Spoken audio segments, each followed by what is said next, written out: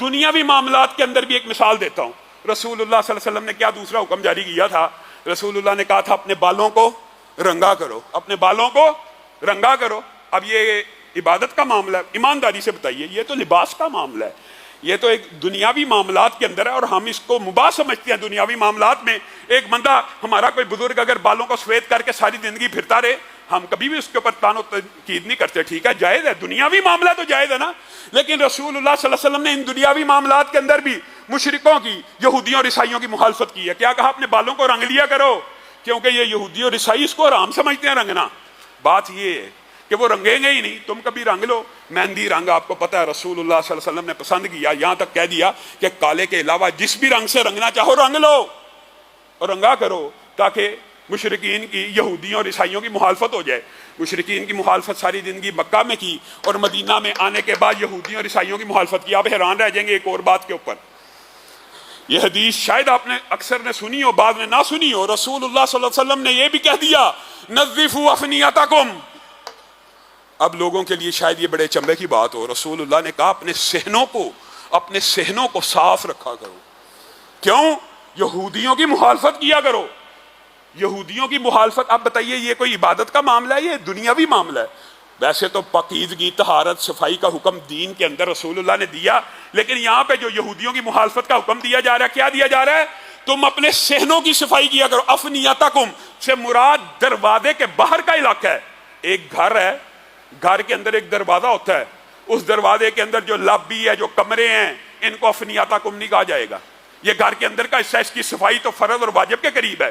رسول اللہ نے کہا نظفوا افنیتکم، جو دروازے کے باہر کا حصہ ہے. باہر کا حصے سے مراد آپ کے گھر کا گراج، آپ کے گھر کا صحن، آپ کے دروازے کے باہر کا باغ، آپ کے محلے کی سڑک، آپ کے گھر کے سامنے سے جو سڑک گزر رہی ہے، یہ رسول اللہ اس کے بارے میں حکم دے رہے ہیں کہ اس کو بھی صاف رکھا کرو. کیوں اللہ کے رسول؟ تاکہ یہودیوں کی مخالفت ہو سکے. رسول اللہ صلی اللہ علیہ وسلم نے مدینہ میں آنے کے بعد اتنے چھوٹے چھوٹے امور کے اندر یہودیوں کی مخالفت کی ہے، اتنے چھوٹے چھوٹے. اور ہم یہ سمجھتے ہیں کہ جی یہودیوں کی طرح ساری زندگی بود و باش بھی ہو جائے، یہودیوں کا کلچر بھی ہو جائے، یہودیوں کے گانے بھی ہو جائیں، یہودیوں کا ہیئر سٹائل بھی ہو جائے. یہ جی دنیاوی معاملات ہیں، ان میں پیروی کی جا سکتی ہے. صرف دین کے معاملے میں انکار کیا جا سکتا ہے، ایسی بات ہرگز نہیں ہے. یہودیوں کی مخالفت ہوگی، ہر طرح سے ہوگی، حتیٰ کہ آپ حیران رہ جائیں گے. رسول اللہ صلی اللہ علیہ وسلم نے مدینہ کی آخری زندگی میں پتہ کیا لفظ کہا تھا؟ آپ کو علم ہے؟ رسول اللہ صلی اللہ علیہ وسلم نے یہ کہا تھا کہ میں عاشورہ کا روزہ رکھتا ہوں، عاشورہ کا، لیکن اگر میں زندہ رہوں گا تو میں یہودیوں کی اس میں بھی مخالفت کروں گا اور میں تاسوعہ کا روزہ رکھوں گا، یعنی 9 محرم کا روزہ رکھوں گا. یہودی 10 محرم کا روزہ رکھا کرتے تھے کیونکہ قوم موسیٰ کو اس 10 تاریخ کو نجات ملی تھی فرعون سے. تو رسول اللہ صلی اللہ علیہ وسلم نے یہودیوں کی یہاں تک مخالفت کی. اب بات آئی ہے ضمنی طور پہ تو یہ بھی سمجھ لیجئے، بعض احادیث مکہ کی زندگی کے اندر آپ کو ملتی ہیں اور بعض احادیث مدینہ کی زندگی میں ملتی ہیں.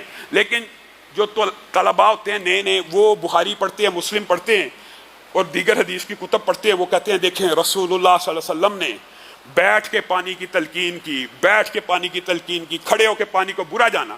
میرے بھائیو، اول پانی کے بارے میں یہی حکم تھا، لیکن آپ جب رسول اللہ مدینہ میں آئے، انہوں نے یہودیوں کو ایک خاص انداز میں بیٹھ کے کھانا کھاتے ہوئے دیکھا تو رسول اللہ نے ان 2 امور کے اندر بھی یہودیوں کی مخالفت کی. نمبر 1، یہودی جب کھانا کھانے لگتے تھے خاموش ہو جاتے تھے بالکل. اور ہمارے معاشرے میں دیکھیں یہ غلط العام بھی مشہور ہے، خاموشی سے کھاؤ، کھانا کھاؤ، خاموش ہو جاؤ. یہ جو ایٹیکیٹس ہیں نا، یہ مسلمانوں کے نہیں ہیں، یہ خصوصاً کسی مذہب سے آئے ہیں. تو رسول اللہ صلی اللہ علیہ وسلم نے ان دونوں آداب کے اوپر بھی کلاڑے کو چلا دیا. پہلا ادب، رسول اللہ صلی اللہ علیہ وسلم نے لقمہ اٹھایا اور خود گفتگو شروع کر دی. جب رسول اللہ کھانے کے دوران گفتگو کریں پھر اور کسی دلیل کی کوئی بات تو رہ نہیں جاتی، تو مسلمانوں نے بھی کھانے میں گفتگو کرنا شروع کر دی. گویا رسول اللہ صلی اللہ علیہ وسلم نے خاص طریقے سے ڈائننگ ٹیبل کے اوپر ٹرے سجا کے، رومال رکھ کے، عبادت کے طرز کے اوپر بیٹھ کے کھانے کو اس طرح تعبدی انداز میں کھانے سے منع فرما دیا. اور اس کے دوران صرف ایک حکم کیا، ہاں اللہ کے نام سے شروع کیا کرو، اللہ کا نام لے کے آپس میں گپ شپ لگاؤ، گفتگو کرو کھانے کے مابین. یہ مسلمانوں کا کلچر ہے. وہ جو کلچر ہے نا خاموشی سے کھا لو، بالکل وہ ہمارا کلچر نہیں ہے. اور دوسری بات، رسول اللہ صلی اللہ علیہ وسلم نے اول پانی کو کھانے کو کھڑا ہونے سے منع کیا تھا تاکہ مشرکین کی مخالفت ہو جائے، لیکن یہاں پہ آ کے جب یہودیوں کی مخالفت اور عیسائیوں کی اور اہل کتاب کی مخالفت مقصود تھی تو پھر ہر چیز کی اجازت دے دی۔ اسی لیے صحابہ نے کہہ دیا ہم مدینہ میں رسول اللہ صلی اللہ علیہ وسلم کے دور میں چلتے بھی تھے، پھرتے بھی تھے، کھانا بھی کھاتے تھے، پانی بھی پیتے تھے۔ حضرت علی نے لوگوں کو اکٹھا کیا اور پانی کا گلاس ہاتھ میں پکڑا، پینا شروع کر دیا۔ لوگوں کو کہا میں اس لیے یہاں پہ کھڑے ہو کے پانی پی رہا ہوں کہ کہیں تم یہ نہ سمجھنا کہ کھڑے ہو کے پانی پینا منع کر دیا گیا مسلمانوں کے اوپر۔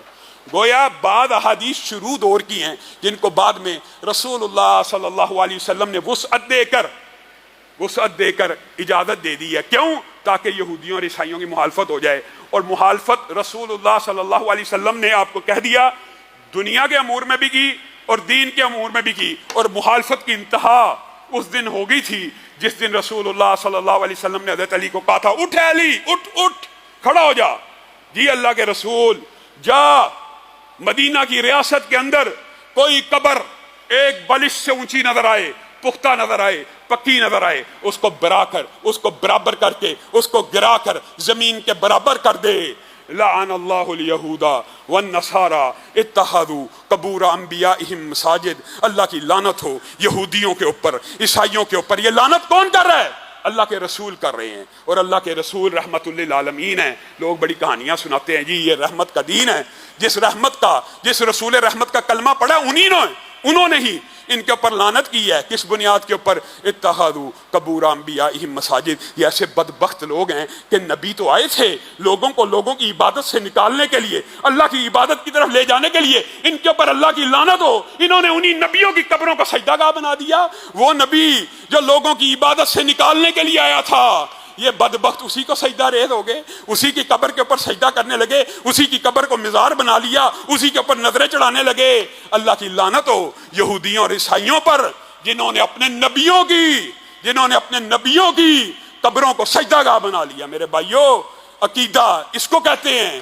اگر نبی کی قبر کو سجدہ گاہ بنانا جائز نہیں ہے تو دنیا کے سارے ولی جمع ہو جائیں، ایک نبی کے پاؤں کا بھی مقابلہ نہیں کر سکتے۔ ایک عام ولی کی قبر کو سجدہ گاہ کیسے بنایا جا سکتا ہے؟ یہ رسول اللہ صلی اللہ علیہ وسلم نے مجھے اور آپ کو عقیدہ بالکل اچھی طرح صاف ستھرا، میرے بھائیو یہ دین روشن ہے، یہ شریعت بیضاء ہے، اس میں کوئی اندھیرا نہیں ہے، اس میں کوئی الجھن نہیں ہے۔ آپ کو یہ کہتے ہیں یہ مشکوک ہے، یہ جی مشابہات ہیں، یہ جی ایسے ہیں، یہ غامدی کا فلسفہ تو ہو سکتا ہے، انکار حدیث کا فلسفہ تو ہو سکتا ہے، دین اور شریعت جو روشن ہے یہ اس کا فلسفہ نہیں ہے۔ اللہ رب العزت جو کہا گیا، جو سنا گیا، اس کو سمجھنے کی توفیق عنایت فرمائے۔